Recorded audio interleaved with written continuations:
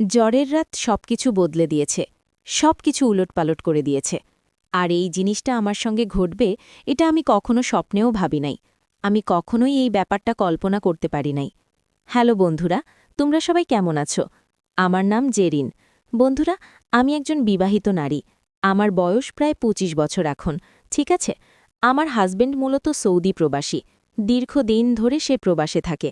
বন্ধুরা, আমি খুব একটা বেশি লেখাপড়া জানি না। আমি অ্যান্ড্রয়েড মোবাইল চালাতে পারি না। বাটন মোবাইল একটা আছে।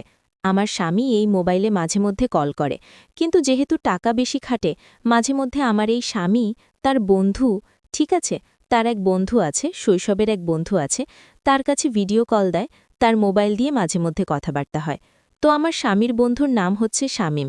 সে মূলত আমাদের বাজারে তার একটা দোকান আছে, বিকাশ, ডাচ বাংলার যে রকেট, নগদ, তারপরেও আরও কিছু কসমেটিক্স ব্যবসা করে সে। তো আমার স্বামী বিকাশের মাধ্যমে টাকা পাঠায় প্রতি মাসে। সেই টাকা আমার স্বামীর বন্ধু শামীম সে আমাকে মাঝে মধ্যে দিয়ে যায়। আমাকে সে ভাবি ভাবি বলে ডাকে। সে কিন্তু আমার বয়সে অনেক বড়, আমার হাজবেন্ডেরও বড়। তারপরেও সে আমাকে ভাবি ভাবি বলে ডাকে, ঠিক আছে? তো যাই হোক, আমার স্বামী বিদেশে চলে যাওয়ার পর উনি আমাকে বিপদে আপদে সবসময় হেল্প করত আমাকে। বন্ধুরা, তোমাদেরকে বলে রাখি, আমার স্বামীর খুব একটা বেশি আত্মীয় স্বজন ছিল না। উনি আসলে ওনার মামার বাড়িতে বড় হয়েছে, কিন্তু উনি বড় হওয়ার পরে, উনি বিদেশে যাওয়ার পরে তারাও তার পর হয়ে গেছে। আর তার সুখে দুঃখে যেই মানুষটা তার কাছে ছিল সে হচ্ছে শামীম, তার বন্ধু। সে ছোটবেলা থেকেই তাকে অনেক বেশি হেল্প করেছে। এবং এই যে আজকে সে বিদেশে গিয়েছে, প্রতি মাসে সে আমার জন্য টাকা পাঠায়, এই সমস্ত কিছু সম্ভব হয়েছে শামীমের কারণেই। শামীম বিয়ে করেছে কিছুদিন আগে। তার কিছুদিন আগে বলতে অনেক বছর হয়ে গেছে, তারও বাচ্চা কাচ্চা আছে। তো শামীম ভাই মাঝে মধ্যে আমার বাসায় আসেন। আসলে আমি তাকে মিষ্টি রুটি খেতে দিই।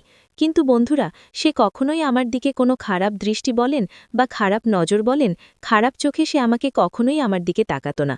সে আমাকে যথেষ্ট পরিমাণ সম্মান করত, আমাকে সে যথেষ্ট পরিমাণ রেসপেক্ট করত। এবং আমি তার বন্ধুর ওয়াইফ।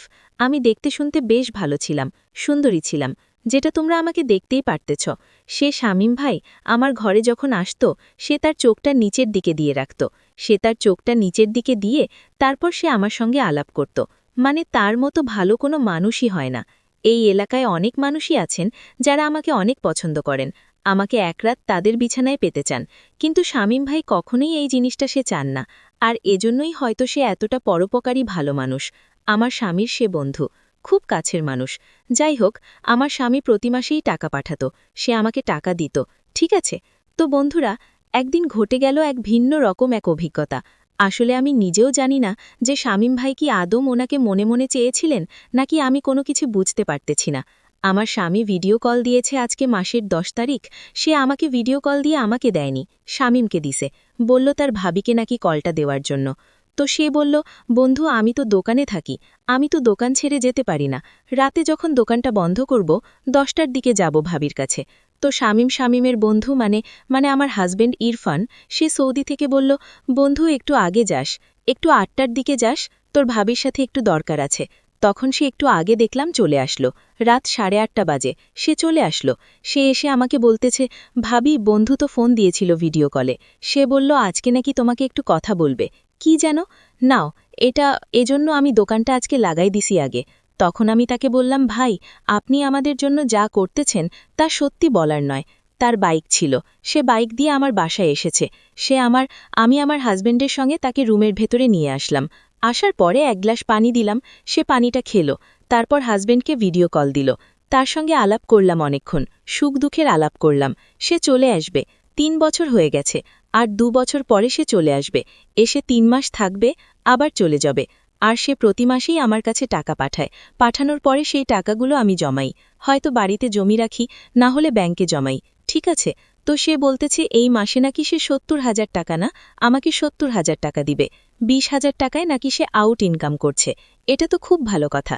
এবং সে বলতেছে আগামীকালকে টাকা পাঠাবে, তখন শামীম আমাকে টাকা দিয়ে যাবে রাতে যাওয়ার সময়। আমি বললাম আচ্ছা ঠিক আছে। তখন আমি আমার জামাইকে বললাম, ঠিক আছে, আপনি তাহলে ভালো থাইকেন, নিজের খেয়াল রাইখেন। আর শুনেন, বিদেশ বাড়িতে আছেন, কি খান না খান আমি তো জানি না, ঠিক আছে? একটু ঠিকমতো নিজের খেয়াল রাইখেন, খাওয়া দাওয়াটা কইরেন। আসলে বন্ধুরা, আমাদের প্রিয় মানুষগুলো আমাদেরকে ছেড়ে দূর প্রবাসে বিদেশে থাকে, আমরা কিন্তু খোঁজ খবর নেই না তাদের। তারা বিদেশে কে খাচ্ছে, কেন সেখানে তো কেউ তাদেরকে রান্নাবান্না করে খাওয়ায় না, নিজেদের রান্না করতে হয়, নিজেদেরই খেতে। তো যাই হোক, আমার খুব কষ্ট লাগতেছিল। তখনই আমার চোখের জল চলে এসেছিল। আমার চোখের জল দেখে ভিডিও কলটা আমি তখন কেটে দিয়েছিলাম। তখন সেটা আমার স্বামীর বন্ধু শামীম দেখে ফেলে। সে পাশের রুম থেকে দেখে সে আমাকে এসে জড়িয়ে ধরে। আমাকে জড়িয়ে ধরেই আমাকে চুমু খেতে শুরু করে দিল। আমাকে জড়িয়ে ধরেই আমাকে বলল, ভাবি, এই দিনটার জন্য অনেক দিন অপেক্ষা করতেছি। ভাবি, আজকে আর আপনি আমাকে মানা কইরেন না। ইস, আমি প্রতিদিন যাওয়ার সময় আপনার সঙ্গে দেখা করে যাই, কিন্তু ভাবি, কখনোই আপনাকে কোনো কিছু আমি বলতে পারি না। বন্ধুরা, তার মানে কি এতদিন তার মনে এই ছিল, সে আমাকে কোনো কিছু না বলে আমাকে জড়িয়ে ধরে সে আমাকে বিছানার দিকে নিয়ে গেল। আমি বললাম, ভাই ছাড়েন, আপনি এটা কি করতেছেন? ভাই, আমি না আপনার ভাইয়ের মতো বন্ধুর স্ত্রী। ভাই, আপনি জানেন আপনার ভাই মানে আপনার বন্ধু, সে আপনাকে কতটা বিশ্বাস করে? আপনি জানেন এই এলাকার একটা মানুষও সে বিশ্বাস করে না, কিন্তু সে আপনাকে কতটা বিশ্বাস করে। আজকে সে বলেছে আপনি যদি খাবার না খেয়ে যান সে রাগ করবে। ভাই, আমি আপনার সেই বন্ধুর স্ত্রী, আপনি এটা আমার সঙ্গে করতে পারেন না। দেখেন, আমি যদি আপনার বন্ধুকে এই কথাটা বলে দিই, সে কিন্তু ভীষণ মন খারাপ করবে, সে কিন্তু খুব কষ্ট পাবে। আমি জানি না পরবর্তীতে আপনাদের সঙ্গে সম্পর্ক থাকবে কি থাকবে না। সে তখন বলতো যে, ভাবি, আপনি বলেন আর যাই করেন, আমি আজকের এই দিনটার জন্য কতদিন অপেক্ষা করতেছি। ভাবি, আমি সত্যি কথা বলতে আপনাকে অনেক বেশি পছন্দ করি। আমার স্ত্রীও আপনার মতো এতটা সুদর্শন আর এতটা সুন্দরী না ভাবি।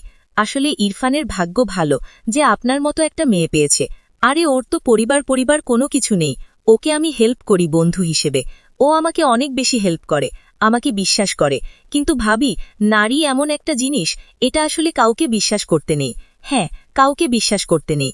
তো আমার সঙ্গে আসলে যেই ঘটনাটা ঘটেছে, আমি চেয়েছিলাম যে এমন ঘটনা যেন আর কোনো মেয়েদের সঙ্গে না ঘটে, আর কোনো মানুষের সঙ্গে যাতে না ঘটে, এটাই আমি চেয়েছিলাম।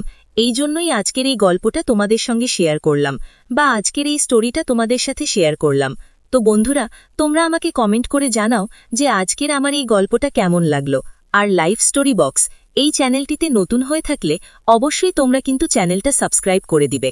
তোমাদের কাছে এইটা আমার একটা রিকোয়েস্ট। তো সবাই ভালো থাকবে, সুস্থ থাকবে। আল্লাহ হাফেজ।